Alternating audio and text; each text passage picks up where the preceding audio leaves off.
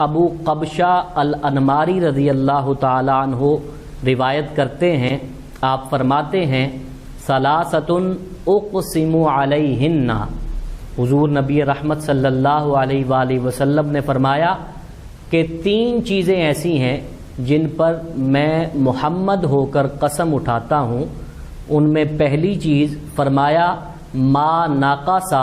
مال عبد من صدقہ،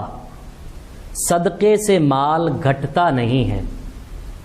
ہمارا کیلکولیٹر یہ کہتا ہے کہ مال گھٹتا ہے۔ آپ کے پاس 10 روپے تھے، آپ نے 2 روپے صدقہ کر دیا تو پیچھے 8 روپے باقی بچے، جبکہ نبی رحمت صلی اللہ علیہ وآلہ وسلم فرما رہے ہیں کہ میں محمد ہو کر قسم اٹھاتا ہوں کہ صدقے سے مال گھٹتا نہیں ہے۔ لہٰذا اس کا تجربہ کر کے دیکھ لیا جائے کہ اگر آپ کے پاس کچھ مال موجود ہے اور آپ تجربے کے طور پر اس میں سے کچھ صدقہ کیجئے، آپ یہ دیکھیں گے کہ جس قدر آپ نے مال صدقہ کیا اسی قدر مال چند دنوں میں آپ کو دوبارہ مل جائے گا، کیونکہ نبی رحمت صلی اللہ علیہ وآلہ وسلم نے قسم اٹھا کر فرمایا کہ صدقے سے مال گھٹتا نہیں ہے۔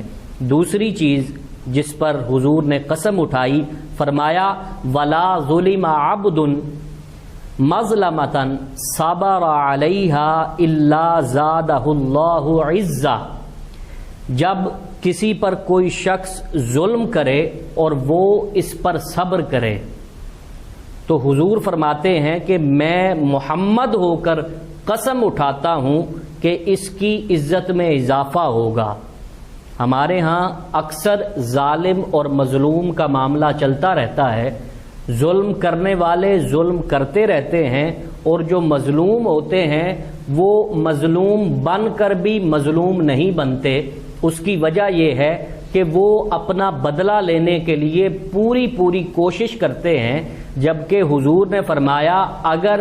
مظلوم شخص صبر کر لے تو میں محمد ہو کر قسم اٹھاتا ہوں کہ اس کی عزت میں اضافہ ہوگا، مظلوم کی عزت میں اضافہ ہوگا اور مظلوم کی عزت کم نہیں ہوگی۔ ہمارے ہاں بسا اوقات بڑا عجیب سا الجھاؤ رہتا ہے، جنگ و جدل اور لڑائی کا بازار گرم ہو جاتا ہے، سالہ سال مقدمہ بازی چلتی ہے، لوگ اپنی ناک بچانے کے لیے صبر نہیں کرتے اور وہ کہتے ہیں کہ اگر میں خاموش ہو گیا تو لوگ کہیں گے کہ میں دب گیا، جبکہ حضور نے فرما دیا، آپ کا کیٹیگوریکلی اعلان ہے کہ اگر مظلوم صبر کر لے تو اس کی عزت میں کمی نہیں ہوگی۔ یہ قسم اٹھا کر حضور نبی رحمت صلی اللہ علیہ وآلہ وسلم نے فرمایا۔ تیسری چیز جس پر حضور نے قسم اٹھائی، حضور نے فرمایا ولا فتح عبد